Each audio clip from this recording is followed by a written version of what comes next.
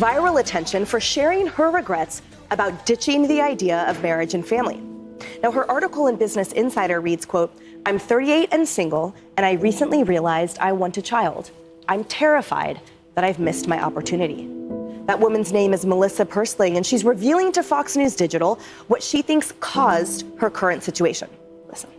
I feel unbelievably betrayed by feminism. I was constantly fed this idea that women can do everything. We don't really need men. Women can have the great career and have the kids that they like and change the tires and do this. But in my effort to avoid agreeing with my enemy completely, I changed from putting words in their mouth to acknowledging the issue, but insisting they are women's issues. So here are two examples of how that would go. A men's rights activist would say to me, "Men are far more likely to lose their child in a custody battle." And I would counter, well, because women are unfairly expected to be the caretaker, it's discrimination against women that women get custody more often. Yeah. I'm not proud of that. I mean, I grew up thinking, and men are great, but like I can do all the same things. I do feel in many ways betrayed by that line of thinking. I kind of want to go back to some of those teachers and coaches and say, what the hell did you mean by that? Because women can't do it all. We can't. All right, guys, I had to hop on here with a hot take. I'm sorry if some of you women hate me after this, but here we go. Let's do it.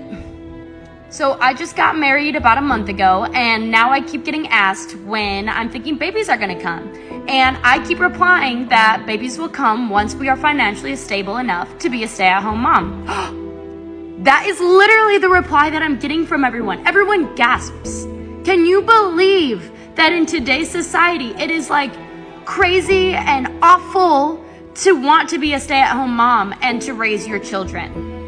In the great words of Ben Shapiro, I do not understand for the life of me why we are telling women that their best and greatest superpower of creating human beings from their own body is less important than working.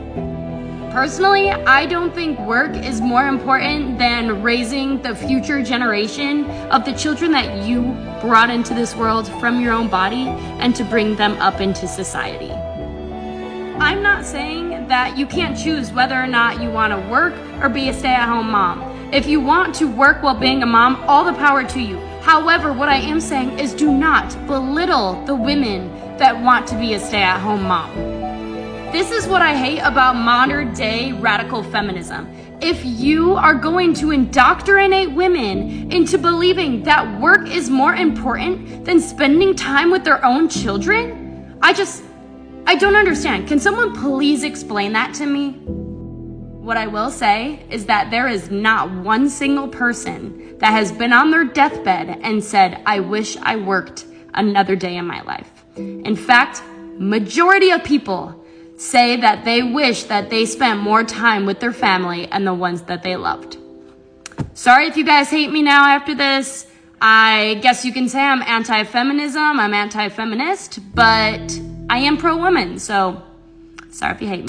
Feminism in some ways has really sabotaged women's happiness. And the reason I believe that is because we are asked to do all these different things, right? But then our nervous system goes whack. Like I know for myself, I'm in work mode and then mother mode and then family mode, right? And so your system just completely goes out of whack, which is why I truly believe, and I found this quote and I thought it was so telling, is that the divine feminine is the rawest, wildest, and most honest mirror a man will ever encounter. The awakened man opens his heart and goes to battle. He will tame his dragons and face his deepest shadows, since he knows that deep within, her heart will guide him home. And I think that there is a beautiful balance between the feminine and the masculine energy.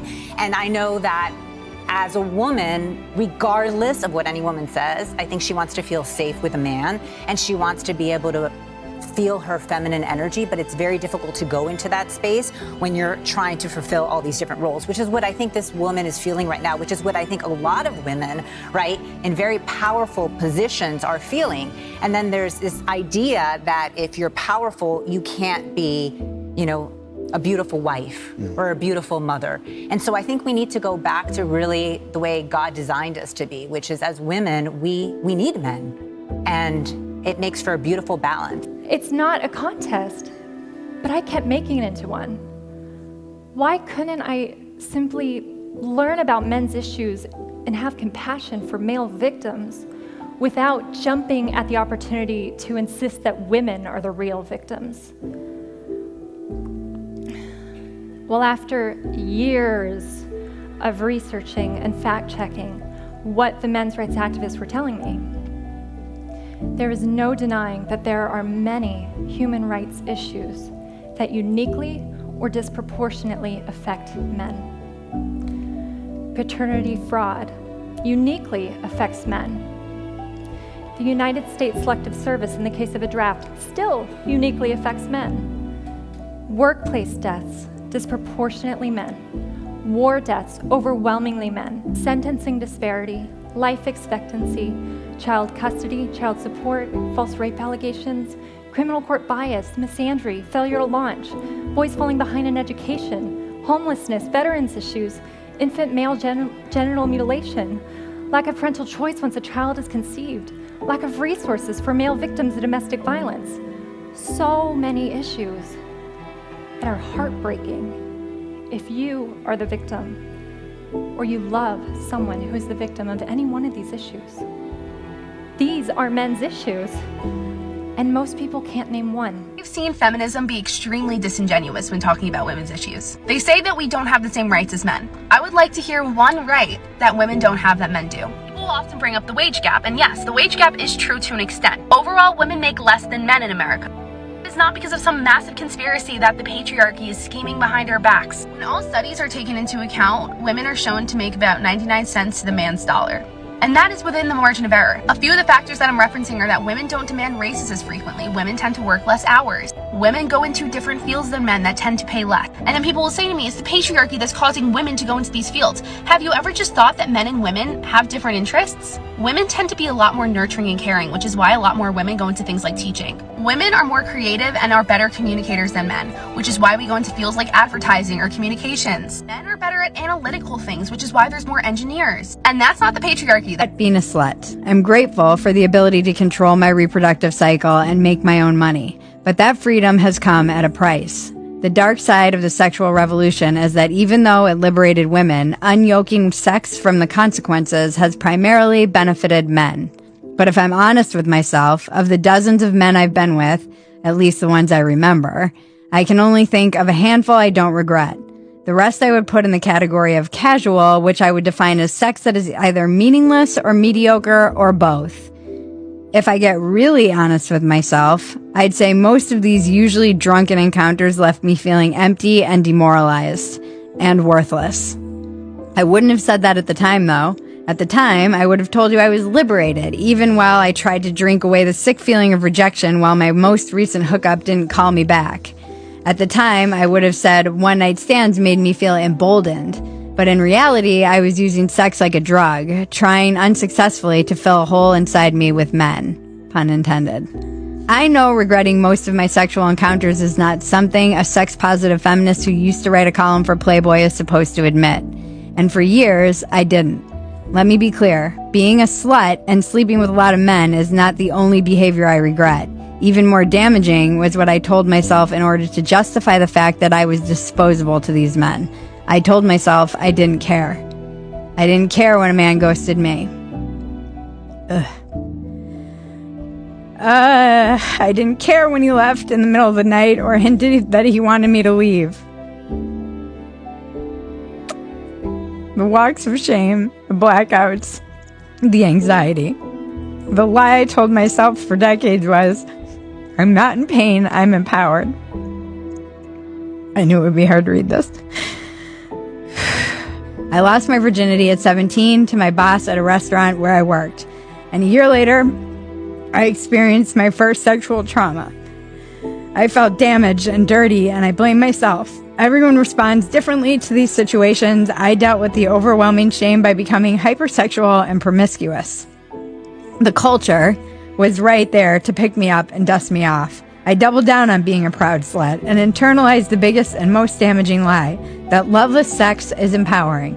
I basked in the girl power glow of that delusion for decades, weaponizing my sexuality while convincing myself I was full of the divine feminine. I was full of shit. I told myself that because I could seduce man, I was powerful. But as Perry says in her book, women can all too easily fail to recognize that being desired is not the same thing as being held in high esteem. Deep down inside, I knew that to be the case. But as a defense mechanism, I created a man-eater persona. My mantras were rigid. You can either have a career or a relationship, but you can't have both. Intimacy is creepy. Motherhood and children are a trap. Sex is only about power. Another set of lies built on trauma. When a man I slept with had the courtesy to reach out, I mistook relief for happiness, rewiring my brain to be grateful for the bare minimum. The saddest realization is how low I set the bar. A lifetime of allowing myself to be the other woman, taken for granted or treated like a doormat under the false pretense of being empowered, came to head one night with the arrival of a text message from an on-again, off-again lover. "Good night, baby, I love you," it said, quickly followed by, "Wrong person." Rock bottom doesn't always look like losing everything or ending up in jail. I wanted to be able to have meaningless sex like a guy, but it didn't work. Today's youth are fed an even more dangerous lie than the one that was fed about loveless sex. I was told sex doesn't matter. They're being told biology doesn't matter. This is a tragedy. I regret being a slut. I regret it because I regret that those men can say they slept with me. As Gen X women in particular really relate to this, and it's like they're stumbling back from a war being like, go back! It was a lie! It's a trap! It just seems like women who have been sold this kind of millennials too, in particular, the like people who grew up with Sex in the City and this idea that we can just have sex with men consequence free and that it doesn't somehow damage our soul. A lot of women have said that they identify with this. The problem with so much of this stuff is that you keep doing damage to yourself. At least I did. In my attempt to keep proving to myself that sex was empowering, that I could have sex like a man, I kept damaging myself, damaging my spirit and soul in ways that I didn't really fully comprehend at the time. I was too young. And I was too high or drunk in many instances. And you can see when I read the piece, it's still painful because I wish I knew better. Feminism is toxic for relationships. Reason number 1. Feminism tries to convince you that everything you love about men is toxic. And so you go through the world suppressing your natural attraction to a man who is a leader, who is strong, who is confident, who is assertive. And you go for males that are very feminine. Then when you get drunk, you look for the first asshole who also has the masculine qualities but is a really great idiot. And because you're so deprived of these qualities in your life, of the masculine energy, you just jump on him like he's a drug for you. I believe if we want to honestly discuss gender equality, we need to invite all voices to the table. Yet this is not what is happening. Men's groups are continually vilified, falsely referred to as hate groups, and their voices are systematically silenced. Do I think either movement has all the answers? No. Men's rights activists are not without flaws, and neither are feminists. But if one group is being silenced, that's a problem for all of us. If I could give advice to anyone in our society at large, we have to stop expecting to be offended, and we have to start truly, openly, and sincerely listening. That will lead to a greater understanding of ourselves and others, having compassion for one another, working together towards solutions because we all are in this together. And once we do that, we can finally heal from the inside out. But it has to start with listening. Thank you for listening.